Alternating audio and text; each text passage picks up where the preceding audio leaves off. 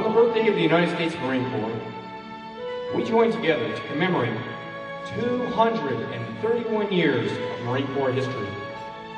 This evening, you will see Marines in historic uniforms, and as we draw near to our recent history, you will see memorials, living memorials, duplicating those found or foreshadowing those that someday might be found in our nation's capital.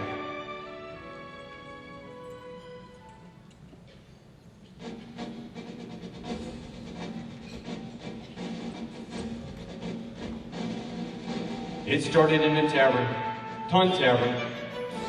On November 10th, 1775, the Continental Congress resolved that 2 battalions of Marines should be raised and commissioned Captain Samuel Nicholas as the first leader of Marines. The new Marines' first operation, an amphibious assault on New Providence Island in the Bahamas. The early morning reverberated with the thunder of the Marines' attack. Captain Nicholas and 268 Marines captured 2 British forts, tons of shot, shell, and cannon, and the British governor before returning to sea.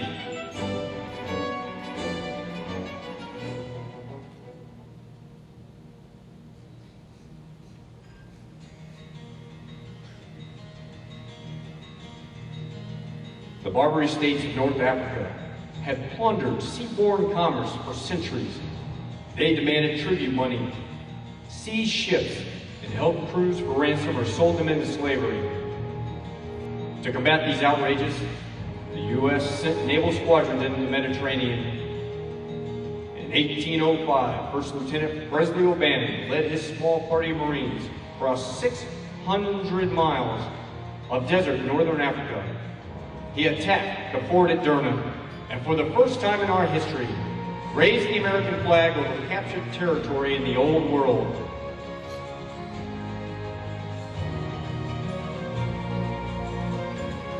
In the War of 1812, Marines fought in numerous battles at sea and land, including the Battle of New Orleans.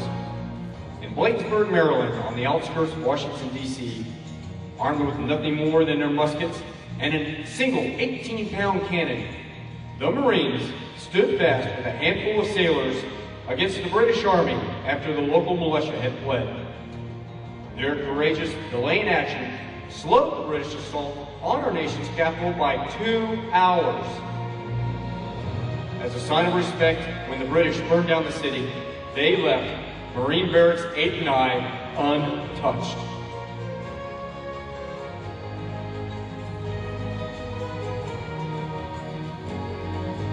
In 1847, during the Mexican War, the U.S. Army was pinned down outside of Chapultepec by Paris artillery fire. Impatient with the delay, Marine Captain George Tarrant led 67 Marines in a flanking assault around the Mexicans and became the first Americans to enter Mexico City. When General Winfield Scott rode into the Presidio Nacional, the Army's commanding general found the streets were already guarded by United States Marines.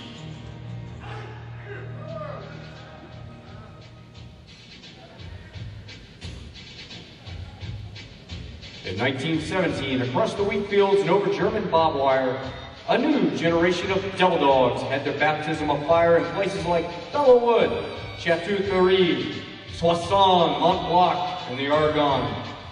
This was the war that was forged by Marines such as General John A. Lejeune and Gunnery Sergeant Dan Daly, who raised his rifle over his head and yelled at his men, "Come on, you sons of bitches!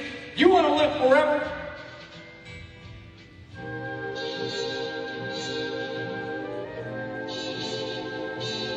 Unlike the Army, whose medical personnel are supplied from its own ranks, the Navy supplies its Navy corpsmen to the Marines fighting on the ground.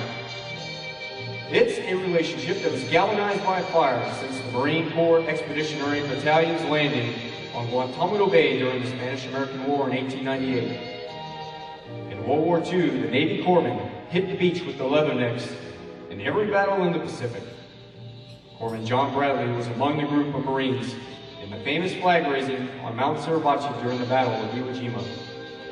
A common description of a corpsman during the Vietnam War was a long-haired, bearded sailor who would go through the very gates of hell to tend to a wounded Marine. The rating of hospital corpsmen is the most decorated in the United States Navy, with at least 22 Medals of Honor, 174 Navy Crosses, 31 Distinguished Service Medals, 943 Silver Stars, 1,553 Bronze Stars. No matter how deadly the situation, a Marine can count on DOT when the call "Corpsman Up" sounds.